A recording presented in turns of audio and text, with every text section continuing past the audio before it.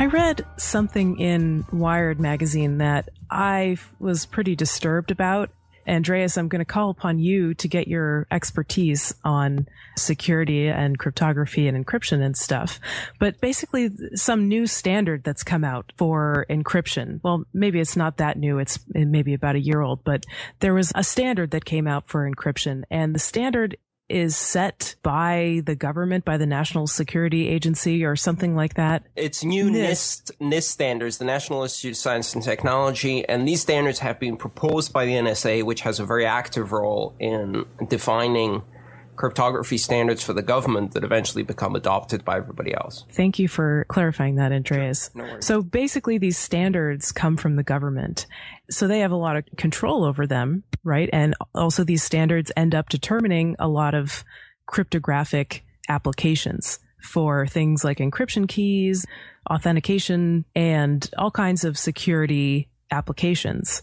Apparently in this new standard, there might be some kind of a backdoor for the NSA to be able to easily break these encryption codes. And if so, that's a huge problem because, you know, part of the reason why people want security is to be secure from the prying eyes of the government.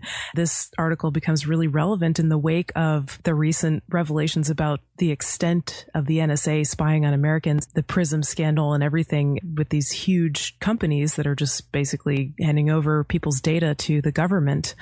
I think this is a real cause for concern. So what do you think about this, Andreas? Did you read this about the back door? Do you think it's legit? Do you think there really is a back door for the NSA to be able to get in and easily break basically any kind of encryption? This is limited to a very specific algorithm. For those who don't know, Bruce Schneier is a hero of cryptographers. He's a very well-known, world-renowned cryptographer. He's now on the board of the Electronic Frontier Foundation, joined recently. He writes some of the most insightful security commentary on the TSA and encryption, and he's also designed several very important encryption algorithms like Blowfish and Twofish that are used extensively in encryption protocols. So Bruce knows his encryption inside and out, and he's one of the people who both submits proposals for new encryption standards to the NSA competitions, as well as reviews them and judges some of the results. And so what he's saying is that in one of the new NIST standards, the random number generator has been weakened by design. Essentially, this isn't a backdoor in a traditional sense of, you know, if you type the secret password, you can get in.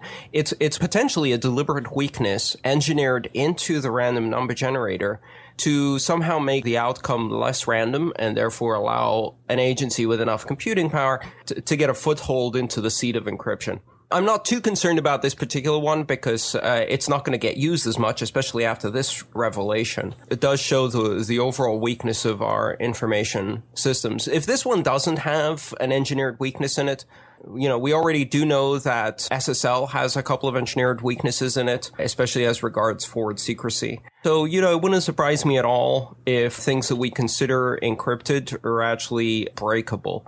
Now, the one good piece of news is that these algorithms are recommended for government use. So when NIST says this algorithm is good and it can be adopted, and when the NSA approves it, that means the government can use it for classified information.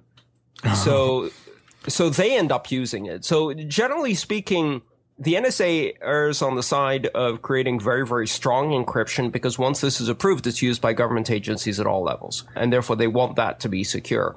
In fact, that's the good work the National Security Agency does. And if only they spent more time helping us encrypt and secure our national infrastructure against everybody else who's spying, that would be great. So I'm a bit torn here. You know, I don't know if there is a weakness in here, but for sure I would follow the advice from Bruce Schneier. He's very well respected and basically not use that algorithm. There's no reason to. It's actually slower too. You know, with all of these recent security revelations, the question that kind of always comes to my mind is, okay, so if these things are happening, does it actually matter to me? Is my life any different? Do I need to do anything differently, or are there any precautions that I should be taking? I mean, like, or is this something where this affects a very small group of people, but broadly speaking is bad for the ecosystem because it introduces these vulnerabilities? It's absolutely terrible for the security of everyone, because what it means is that, you know, keep in mind, the NSA isn't the only one spying on us. So it basically exposes our information to more and more actors who have different motivations. So it makes everybody insecure. The bottom line is choose the best security tools you can and apply them consistently, but don't hope that the NSA is the one you're thwarting. You may be thwarting everybody else who's trying to eavesdrop on you. It's not just one adversary. When you're dealing with information security, you're dealing with all possible adversaries out there, private and public, who may have all kinds of motivation for going after your data, from, a disgruntled employee to a jealous spouse to a vindictive government. It could be any of the above. So, use good security operation. Okay, so I'm going to challenge you a small amount here, Andreas, because, when these revelations started coming out, when the Snowden thing started happening, we had a conversation about if there was a point in using something like CryptoCat or if there was a point in encrypting emails or things like that. And basically what you told me is that there is no security, nothing is secure, and, you can do whatever you want, but it's basically just making yourself feel better because everything is insecure. So is the part that I'm missing that there are like different levels of insecurity, and the right. NSA level is the highest level, but then below that there are things you need to protect yourself against?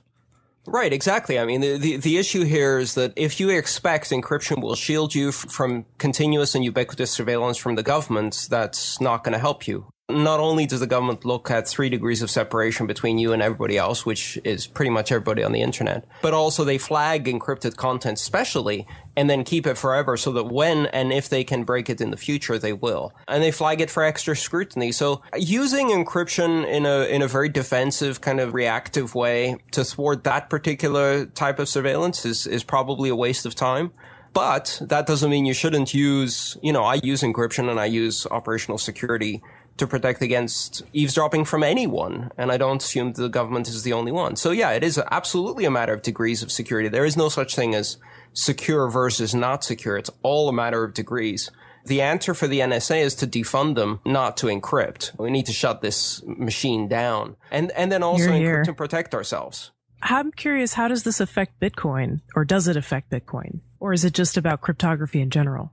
Well, this is about a random number generator, so I don't think specifically it impacts Bitcoin. Well, it could. So I have a particular interest in this because one of the projects that I'm involved in, which is Open Paper Wallet, actually does key generation. And a big concern for the customers and users of that product is, have we somehow compromised the random number generator that's used to generate the keys to weaken it, to erode its security or its randomness and make it more predictable? And that's a valid concern, which is why we take extra care to highlight that piece of code and not modify it in any way. So it matters because the Bitcoin keys, or if you like, the encryption keys, are not actually part of Bitcoin. They're generated outside of Bitcoin and they're used outside of Bitcoin itself. How you generate your keys varies and differs from application to application. So if you had an application that used a poor choice for a random number generator, you'd be in trouble. I would be much more worried about your application using a rather weak pseudo number generator based on a software library that's available to their application language of choice, rather than the fact that they picked an NSA compromised random number generator. They're more likely you're going to end up with just a poor choice of random number generator, one that's not inherently secure anyway. And then you don't need to worry about the NSA weakening it. It was weak to start with. There's a fantastic Dilbert clip where he's introduced to the cryptographic random number generator demon. There's this little monster sitting in front of a desk. And as they walk in, the demon goes, 9, 9, 9, 9, 9. And as they walk away, the Dilbert goes, well, that didn't seem very random to me.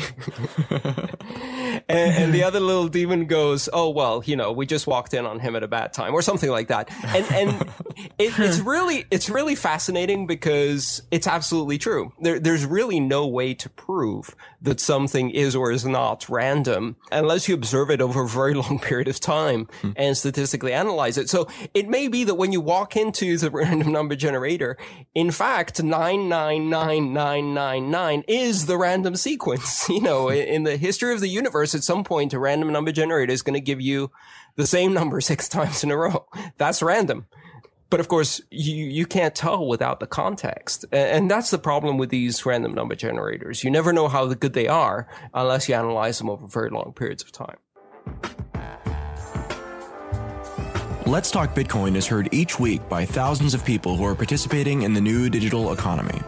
Our listener base of Bitcoin owners, miners, investors, technologists, and merchants is growing fast. We offer a limited number of short advertising slots in each show to keep our listeners engaged and to provide maximum impact for our sponsors. If you'd like to talk to us about Let's Talk Bitcoin, send us an email at sponsors@letstalkbitcoin.com.